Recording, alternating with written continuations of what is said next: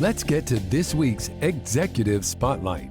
Yuriy Boyechko, founder and CEO of Hope for Ukraine, leader in social impact and online fundraising, a leading nonprofit dedicated to serving families and children in Ukraine's most vulnerable communities. Since earning his MA in Communication and Media Studies from Regent University in 2005, he has combined a background in media with a lifelong mission to uplift the unheard voices of Ukraine, especially children affected by war, HIV/AIDS, and poverty.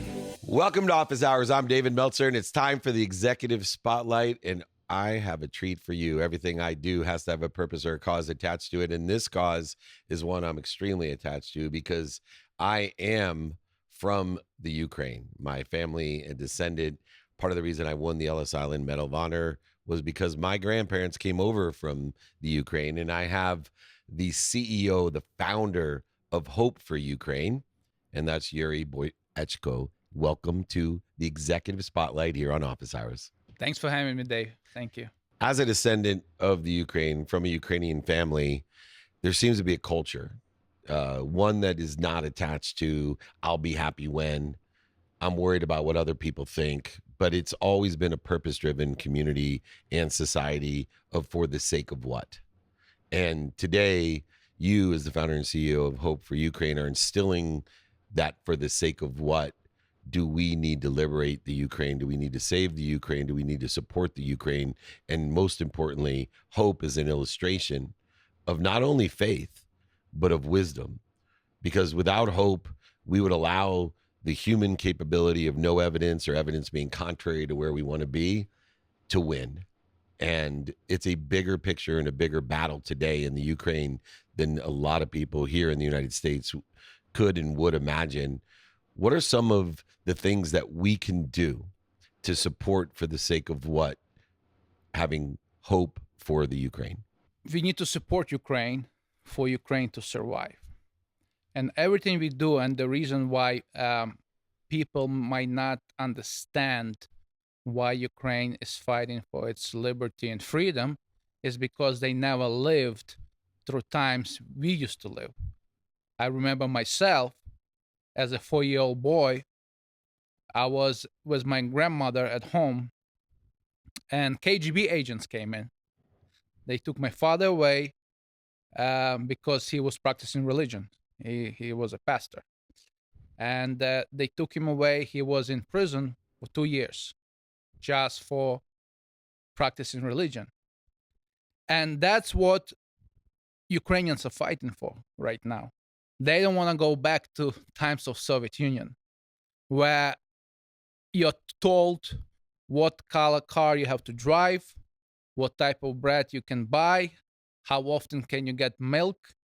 I remember those days as a young kid. I mean, my oldest brother, we have 6 siblings, us. He would go and line up at 6 a.m. in the morning and wait for the milk truck to come to get a bucket of milk, because milk used to come twice a week and bread used to come twice a week.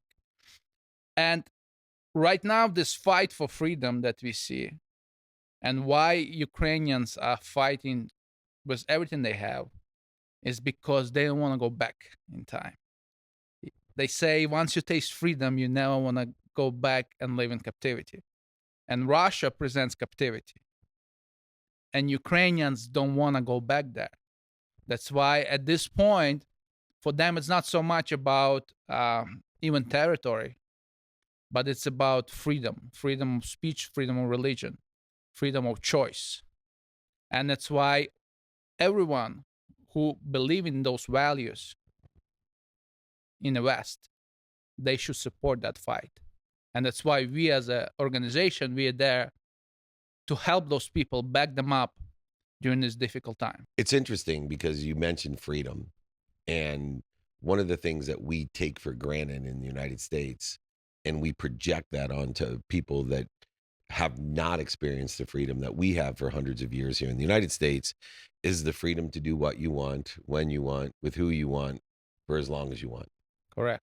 And we take that for granted. And we're using today different methodologies. If you look back in history, whether it is, in the 40s or throughout the 50s, 60s, 70s, 80s, and to today, different areas of the world experience this oppression based on control and with a sole intention of manipulation and scarcity. And for whatever reason, there seems to be a greater trend around the world. And there's an old story that I remember when I was a child, and we were learning about the Holocaust. And I said something like, well, nobody's coming after me today. And my grandfather, who's from the Ukraine, said, first they'll come for them. Yeah. Then they'll come for the Japanese, the Italians, they'll come, and soon nobody will be left. And I see that as part of the responsibility here in America, especially because once you start allowing freedoms to be taken away and not support freedom around the world, eventually they will come for us. And this is a fight that needs to be known. And one of the interesting things is you're using the fight, meeting people where they're at today with media. And part of the reason you're here spotlighted on this show is so we can elevate the awareness in both the distribution and post-production content so that people know the facts. They understand how important it is to help support freedom, whether it be in the Ukraine or anywhere else. What have you seen coming from a more traditional approach utilizing media in order to effectuate elevating the awareness and the support that's needed for the hope for Ukraine? I mean, media has played a big role in what we do. And I think a transformation point came when I realized that people want to be connected to our impact. Success is great, but impact is greater. Once you show people impact, success and money will follow. And what we do through our social media channels and through our website, first we started daily updates. So every donor, we don't call them donors, we call them shareholders, because I don't run nonprofit. I run publicly traded company that have shareholders that doing nonprofit work in Ukraine. That's how I look at my role. So we felt they need to know. So on our social media accounts, we post every 2 hours of exactly what's going on. If we're distributing food in Lviv, you'll see it right there. If we're delivering food to southern Ukraine, if we're delivering solar energy resilient kits, whatever we do, you follow us for a week, you're going to know exactly what we're doing, where we're doing. And that's what connecting people to the cause. And they becoming a part of our mission. That's why I tell everybody, listen, there's no such thing as a small donation or investment. Your $1 can buy 4 loaves of bread to someone we give. And that loaf of bread can change somebody's life. The story stuck in my head like never before. We have our team going to this small village, and they go to this remote house, and this older lady lives there. She meets them at the front door. She walks them into her house. She still lives in a house that has no floor, just a dirt floor. She sets them at the kitchen table, and they take 2 loaves of bread and they put in front of her. And as she looks at those 2 loaves of bread, she starts crying profusely, because that's something that she have not seen for a long time from outside. And that's exactly how we're trying to use media and social media to tell the story of Ukraine. It's not about political views. It's about human life and human experience. It's about giving dignity to those who cannot stand for themselves, for basic things such food, healthcare, education. That's what we're fighting for every day. And to that measure, that fight is portrayed in different ways by different people. Sure. And a lot of times in understanding those that are attacking us, we understand the lessons, because those people are the people, in my opinion, that are teaching us and provide the protection and promotion that is ultimately going to occur. In that end, as hope for Ukraine, what are some of the successes that we've seen to help further the goal of the sustainability of the Ukraine? So first of all, our food distribution program. That's our biggest program on the ground. So last year we were distributing 1,500 food kits each week to families. This year we up to 1,600 food kits.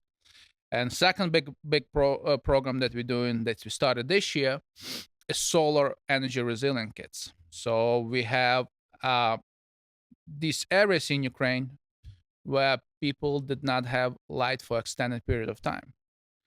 Before we used to deliver firewood, but they would go through that firewood really quick, and it's not good for environment. So I was always trying to innovate as far as how can we solve a problem forever, because I want to work myself out of job. Yes. Honestly, as a CEO of nonprofit, I think my goal is if I can fix all the problems in Ukraine and I can just hang my boots and go back to for-profit world. That's my ultimate goal.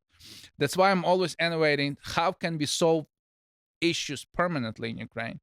And that's how that solar resilience program came in. And now, right now, we already distributed about 200 units to the people that live in the worst condition. And our goal until the end of 2026, because we have about 10,000 people that need these units. So that's our goal. So that's our two main programs, but we do so many things because the need is so big. It's like a big mountain. But I heard the story that changed my life. Please. Because when war broke out, I was overwhelmed amount of requests we were receiving. And I was like, how can we do all this? And I heard this story that changed my life and changed my perspective on how to run Hope for Ukraine. So there was a king, and there was a big mountain in his kingdom that he wanted to move. And he put declaration forth. He said, whoever gonna move this mountain from point A to point B, I give you 1 million gold coins. So all these people in his kingdom started exercising, working out, signing up to trying to move that mountain. And everybody came in, they stood at the mountain trying to push it, but the mountain wouldn't move. And there's a little boy came in one day, and he stood in front of that mountain, and he stood in front of the mountain for a day, he stood in front of the mountain for a week, he stood in front of the mountain for months. And everybody starts screaming at me, why are you standing in front of this mountain? Go away, what can you do to this mountain? Let someone bigger and stronger try to move this mountain. And after 1 month standing in front of that mountain, he looks up at the mountain. He takes this small shovel of the back of his back pocket. He sticks the shovel in the mountain and start moving the dirt from point A to point B. And he went back and forth for a day, for a week, for months, and he moved that mountain. So that's when I heard that story, I realized that's how we're going to operate in Ukraine, because there's so many needs, but we will start and take one need at a time, and we're going to chip at the problem until we solve the problem forever. Yeah, and to that end, things happen very slowly. Then all of a sudden, one shovel at a time, but it takes a definiteness of purpose. It takes dedication of a group of people, a small group of people even, that can change the world. And to reiterate, the importance of having hope for Ukraine is having hope for the world, to have freedom to do what they want, when they want, with who they want, by providing the basic necessities of food and water and healthcare and even electricity through solar sustainable solutions that exist today. I'm looking for 100% participation. Like you said, it's not the amount. I believe in an infinite loop of giving. All the religious, spiritual, philosophical, and theoretical texts that I read one way. The more you give, the more you'll be given. And it's time for all of us to be given by giving more and being given more.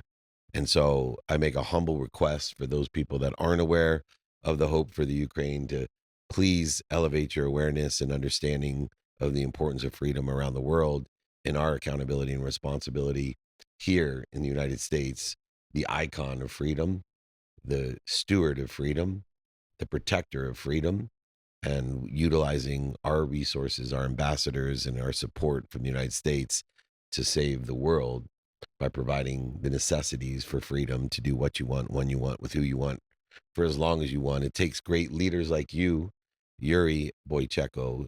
Thank you so much for joining us. Where can people support the Hope for Ukraine? Yeah, you can visit our website, hfu.org.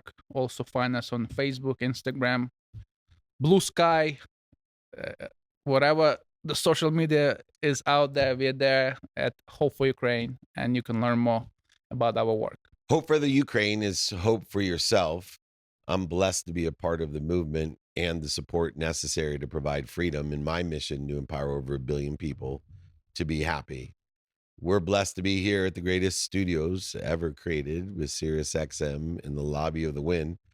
I'm David Meltzer. That's Yuriy Boyechko. Thank you for joining me on Office Hours.